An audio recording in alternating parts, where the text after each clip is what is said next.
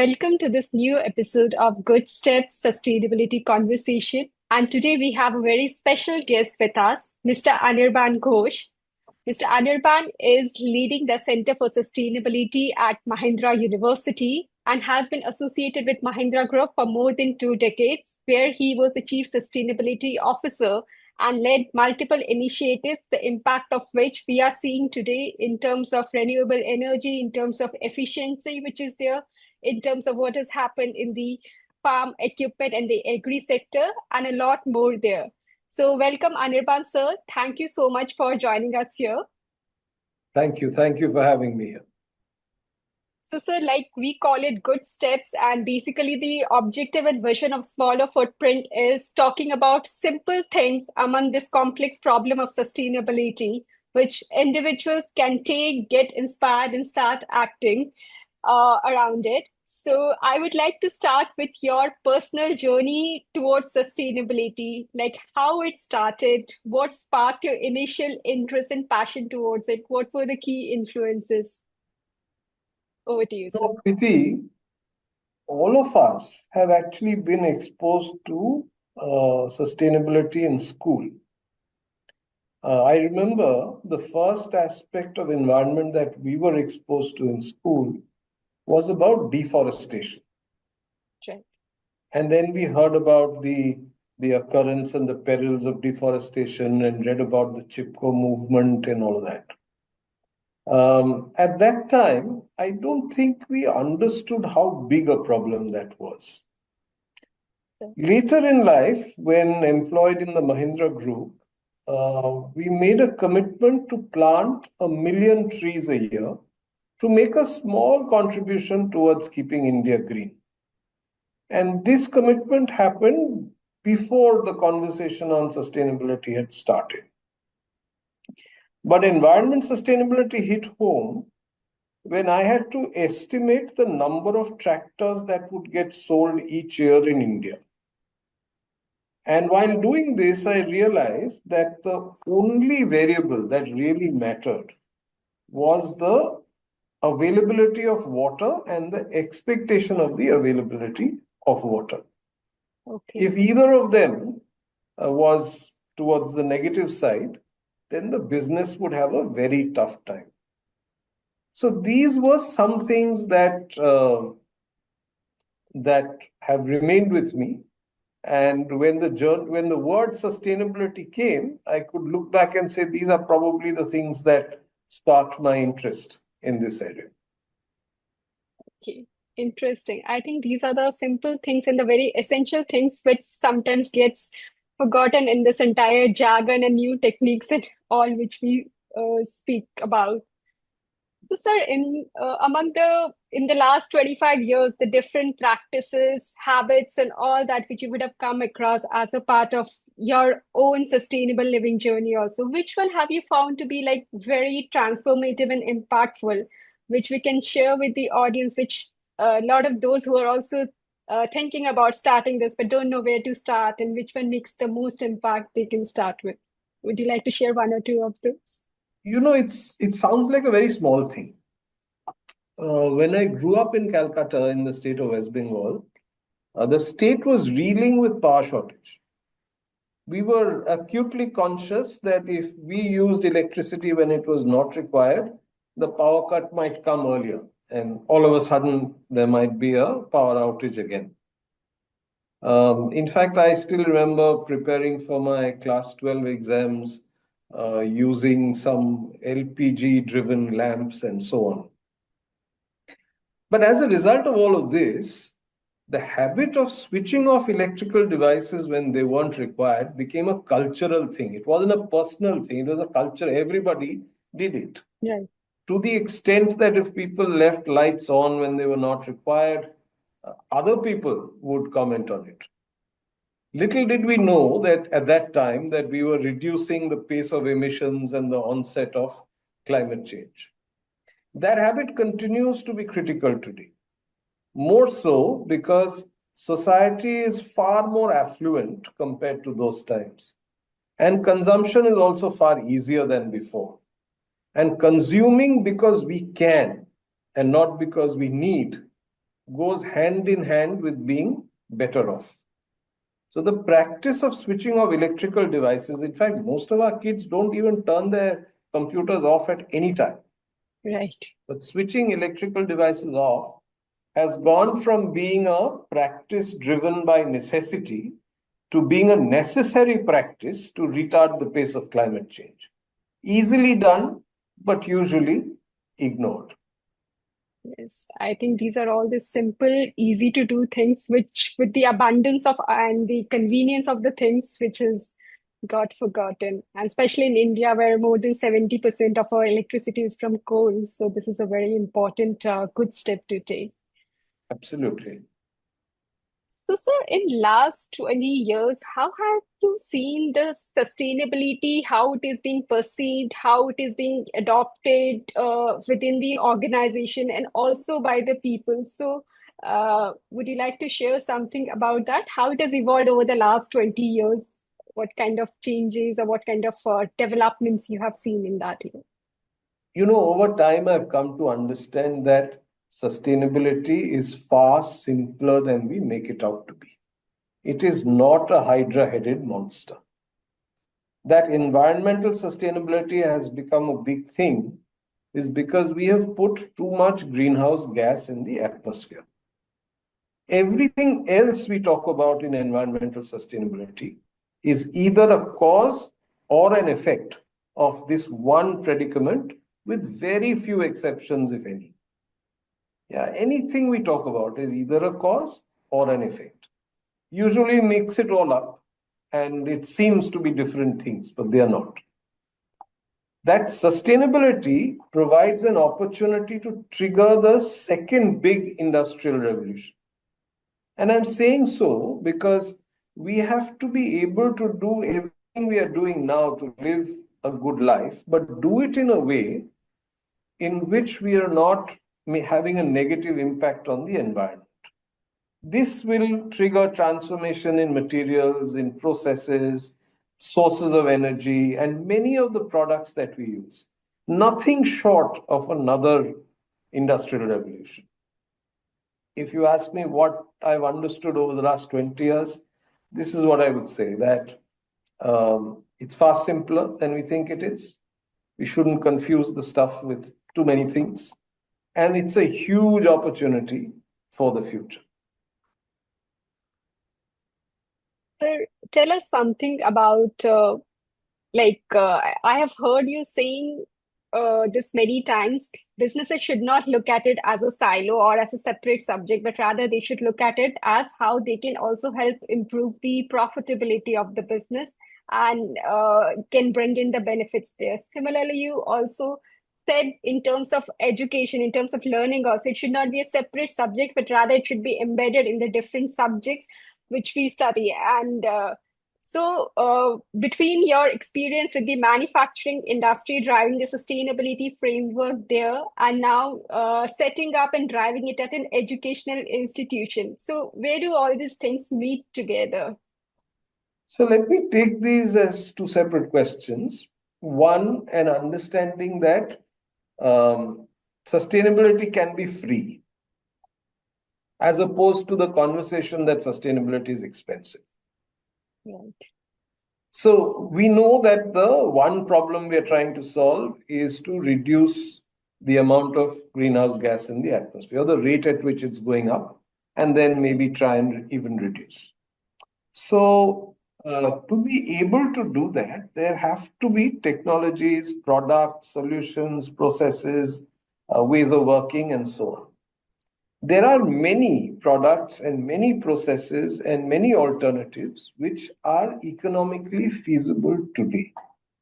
In fact, many experts say that all the solutions we need to meet our 2030 goals are economically feasible and are available, which then changes the question to how much of these economically feasible alternatives have we adopted today and how much more can be done?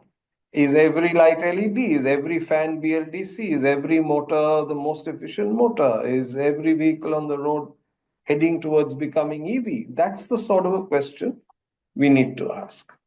Now, if you have economically feasible solutions, obviously this means business opportunity for organizations. And therefore, if you look at what can be done in sustainability today, that not only helps the planet, but is also profitable for business, it turns out to be a massive opportunity. Now, if you bring this understanding into the academic area, you would want to create students who understand this and also understand the solutions. Right. Because as Chief Sustainability Officer, I would want colleagues of mine who not only knew how to do their work on the factory very well, but knew how to do it in a way in which it was better for the planet. Similarly, I would want my colleagues in finance to be able to do what they do very well, but make sure that they were also keeping an eye on how the business can deploy its monies uh, without harming the planet anymore, or how to manage its risks that were happening because of climate change, so that the business did not have to incur unnecessary unanticipated costs in the future. So you would want students to understand and learn all this before they went out into the workspace, so that they made better marketing people, better finance people, better HR people, better operations people, and so on. And this is why I say sustainability needs to be embedded into everything that we teach, and an ethos of what sustainability is and how it can be dealt with. If you build that ethos into the students who are graduating today, we'll have a massive, well qualified workforce going forward. Absolutely, sir. Sir, having been in Mahindra Group for almost 25 years now, so would you like to share something about Mr. Anand Mahindra's vision? Although I understand that that is something which what we all see externally in terms of what Mahindra Group is doing, what you all have driven it as a part of the different segments which you all have led. So something on that side, if you would like to share, because I understand something was sparked with an investor meet where somebody raised on the planet boundaries, and I'm but not very sure, was that the start of conversation or where it is? So if you can share some insights on that part of it. It was about whether we were publishing a triple bottom line report or not. As far as the vision for sustainability, you'll have to ask Mr. Mahindra that himself. But what I can tell you is that in our work, the key areas of focus on on environmental sustainability are very simple.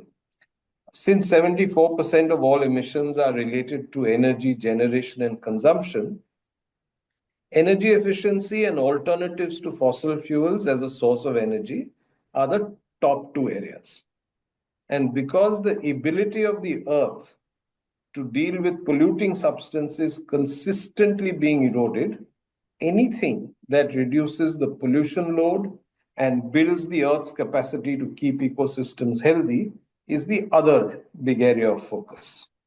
Now, these can be broken down into individual programs, but these are the two big focus areas. Okay. The Mahindra Group has at least 6 major ways in which it contributes. First, it has a renewable energy business. Second, it has started the journey towards electrification of its portfolio of vehicles. It's also the first in the world to commit to doubling energy productivity, which means every vehicle produced with half the amount of energy than was required before. Third, it builds green residential complexes, with the newest ones being net zero energy. Fourth, it is the largest number of green resorts of any hospitality chain are there in Club Mahindra. The group has planted more than 25 million trees, and more than 50 locations in the group send no waste to landfill. The first two, and let me add on energy efficiency as well, renewable energy and EVs help replace fossil fuel consumption, one focus area.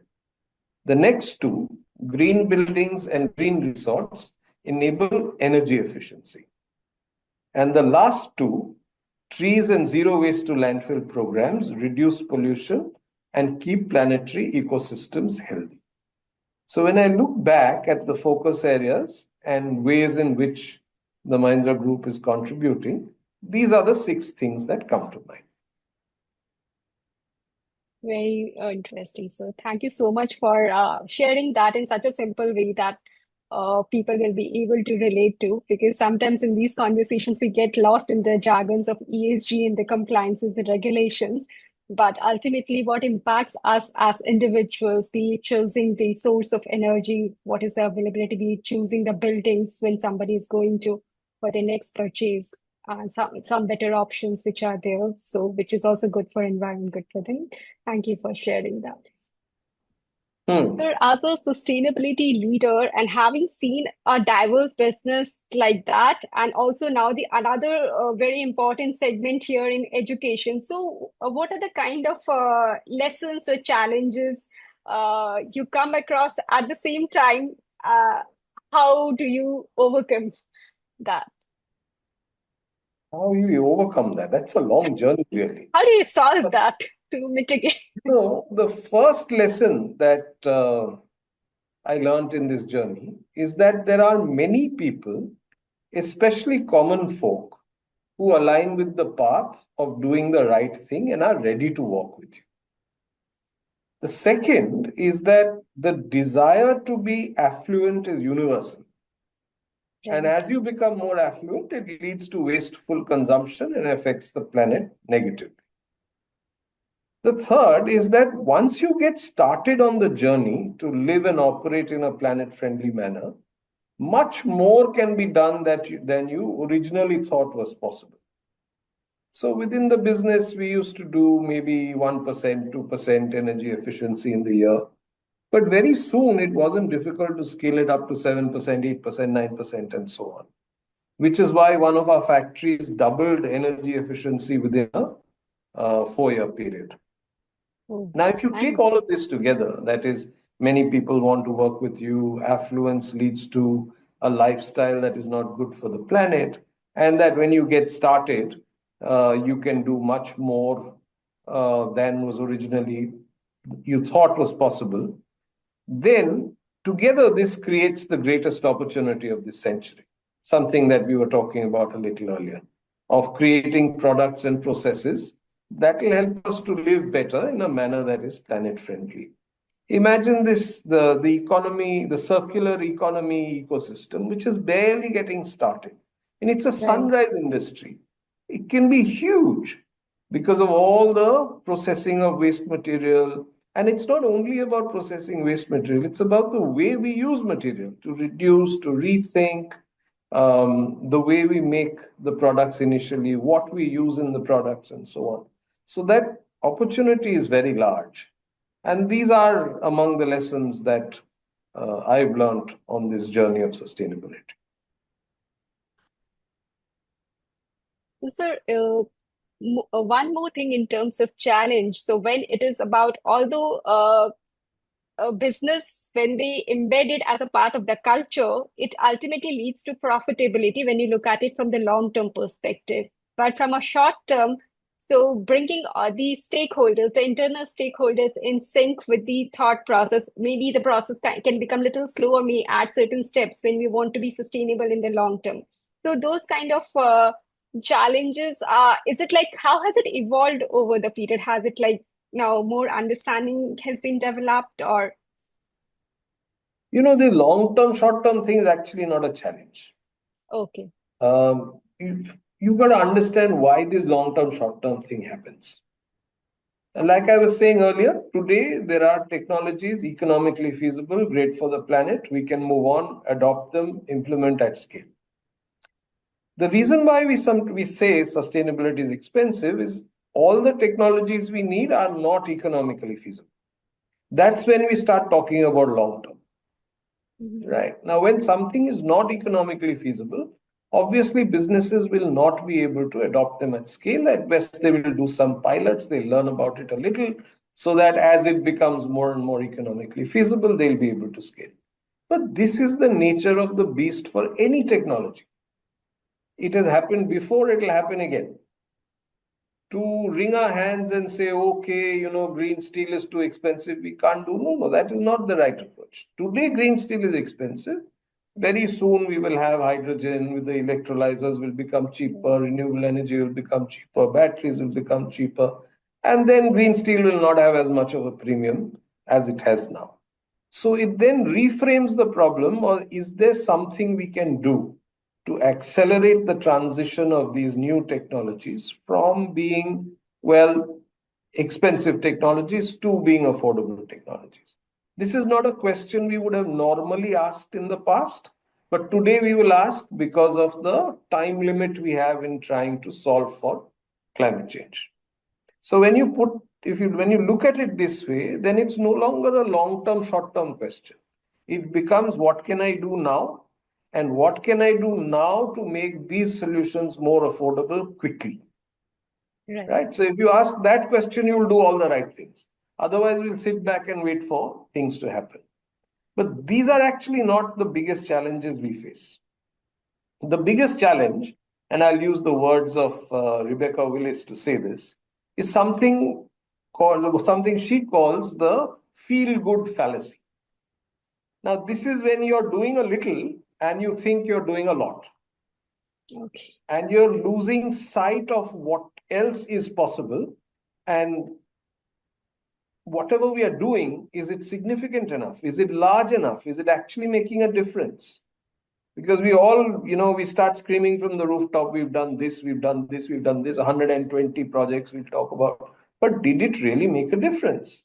How much more is possible in the business? I remember we were sitting in a presentation and there was a gentleman from sustainability who was talking of some 105 projects done over 5 years with fantastic returns and so on. And one member of that senior team that was listening to the presentation just asked, how many more such projects do you have? The poor sustainability person had no idea because he was just happy he had done 105. But that actually started, in a sense, a journey of scaling up. And very soon, instead of doing 105 projects in 5 years, we did something like 2,000 in 5 years' time. Right? Wonderful. And obviously the investments went up and the returns went up and all of that. The businesses in the Mahindra Group got out of this feel good fallacy thing of thinking we are doing a lot when actually we are doing a little by setting very ambitious goals. Yeah. So we were helped by the ecosystem. People were committing to become 100% renewable energy. We were the first to commit to become to double energy productivity. And all this was thanks to the climate group, which asked organizations to consider taking up ambitious goals like this. So then we were very clear that if we achieve this goal, we would be making a significant contribution. And this then went on to this journey, then led to the science-based targets and all of this. The logic for adopting science-based targets was very simple for us. Whether it was science-based or not, we could keep arguing till kingdom come. Right. All we know is that if you were to achieve that target, you would have made a significant, meaningful contribution towards achieving the goals of the Paris Accord. And that's what we should do as a business. Right. So that's how we got over this feel good fallacy thing. And I think that's the biggest challenge that industry faces today because everyone has success stories, but very few can talk about a scale that is meaningful, that makes a meaningful difference. Probably the most meaningful target is trying to get to net zero, the most logical target, really, to try and get to net zero when it comes to emissions. Right. Answer, if we translate this now for from a consumer or an individual perspective, so like what other things they should, because it is, yes, businesses are taking steps. and businesses have gone into taking certain other steps because of this entire debate around, because consumers demand this, and that's why we are making XYZ things. And today consumers have become aware, they want better things, but at the same time, there needs to be a collective effort by the consumers to moderate the consumption, to moderate the usage of the simple things like electricity with a simple switch off there. So what will you suggest or advise in terms of individuals who really want to do but want to get started? One, of course, is the energy part of it. And then other two, three steps or something which you have seen are really easy to apply, doesn't complicate, but then brings both the consumer and the producers to move towards this pathway easier. Just one. Consume what you need, as much as you need, not more. Long time ago, Gandhiji said the world has enough for everyone's need, but not enough for everyone's greed, right? I think the value of that statement seems to be growing day by day.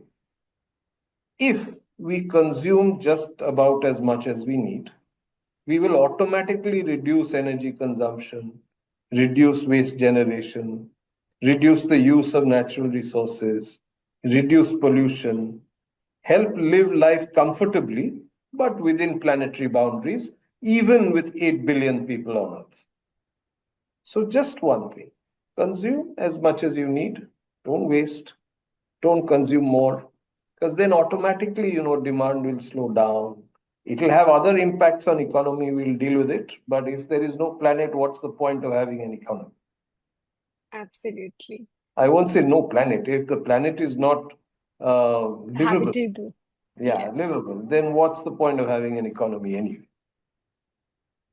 And sir, I'll come to the last question. Like today, when you speak to students, so what is one message would you like to convey to them, like which is about sustainability? Of course, the need versus want needs to be differentiated, but at the same time, today's generation is bombarded with a lot of things which are influencing their aspirations, their decisions, which you also mentioned in the beginning. But if you would like to give the students who are going to be helping solve the problems tomorrow, have the ability to solve the problems at the same time, may get lost in this entire information and influence.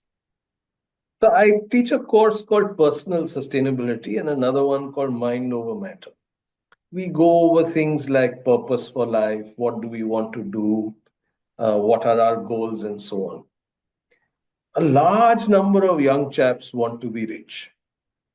Nothing wrong with that. It's a journey to try and be affluent, but also try and make sure that we are being friendly to the planet as we live our lives. So if there are lessons that or messages that one has to give them, one, they have to understand that climate change is real. It's not something that some people talk about. That they will deal with and be affected by issues related to climate change and sustainability all their lives. Right? This is reality for them. That every one of them will have the opportunity to drive positive change. They just have to choose how big or how small their contribution will be. At the very least, they should try and not do things that make the problem worse. So these are the few things one would want students to carry away with them. And along with this, if they are equipped with knowledge about how these problems can be solved and can go forward and make a contribution, then I think we will make progress in this area. Sir, we are at the end. Just before concluding, if I would request you, among the different projects which you have led, your most favorite project there and the kind of impact it created, because I think a lot of these good things which uh, are there on the personal sustainability side at back of mind, most of us know about it, but we all need some inspiration to get started there, to get started on this journey. So I would request you, if You can share any of the projects which you had led earlier and about that before we close this. Tough choice. Actually, the project that comes to mind is a project related to harnessing of water in some 60, 70 villages of our country, which led to increasing of per capita income 3 times for Oh, wow. about 50,000 Indian villagers. To my mind, that's the only meaningful thing that I've done in my life. And uh, it was really a fantastic experience implementing that project. It took 5 to 7 years across those 70 villages. And one of the areas in which climate change impacts our lives is the availability of water. And therefore, that's why this project was so close to my heart. And that my team and I were able to do this was deeply satisfying. Absolutely, and it's quite inspiring when to also know about it because in today's this race for just doing things about and meeting the needs and wants and aspirations, when you actually create impact which impacts multiple lives together and creates a sustainable thing for the most important element like a water for them, that's really I'll say a fantastic thing which has happened, and I'm sure this would have inspired a lot of other villages and a lot of other corporations to take similar steps and to make their lives better in at the areas where they can make the impact. Thank you, Anirban sir. Thank you so much for taking out time and sharing these insights and thoughts. Thank you. Thank you for having me. It was a pleasure talking to you, Preeti.